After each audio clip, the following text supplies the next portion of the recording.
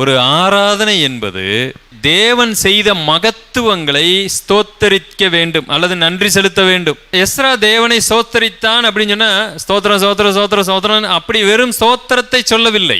அப்படியே ஸ்தோத்திரம் சொல்லிக்கிட்டு இருந்தா இவங்க கீழே இருக்கிறவங்கள ஆமேன் ஆமேன் ஆமேன் ஆமேன் ஸ்தோத்திரம் ஸ்தோத்திரம் ஸ்தோத்திரம் ஸ்தோத்திரம். இன்னைக்கு அதான் ஆராதனை. எல்லாரும் கரங்களை உயர்த்தி தட்டி எல்லோரும் ஒருமனப்பட்டு ஆராதிப்போம் அப்படின்னோடனே ஒரு மழவையும் பாருங்க, சவுண்டு மட்டும் வந்துகிட்டே இருக்கும். வாட் தே திங்க், நாங்கள் ஆராதித்து விட்டோம். நோ, அது மழை பெஞ்சு ஓஞ்ச உடனே உங்களுக்குள்ள ஒரு எண்ணம் வருகிறது, ஆராதிச்சிட்டோம். அங்கு எந்த கருத்தான ஆராதனை இல்லை. எஸ்ரா தேவனை ஸ்தோத்தரிக்கிறார். கர்த்தர் நல்லவர், எகிப்திலிருந்து எங்களை வரவழைத்தார், பாபிலோனிலிருந்து எங்களுக்கு விடுதலையை கொடுத்தார். இதெல்லாம் சொல்லும் போதுதான் ஜனங்கள் அதை கேட்டுட்டு என்ன சொல்ல முடியும்? ஆமேன்னு சொல்ல முடியும். எதுவுமே கேட்காம எப்படி ஆமேன்னு சொல்லுவது?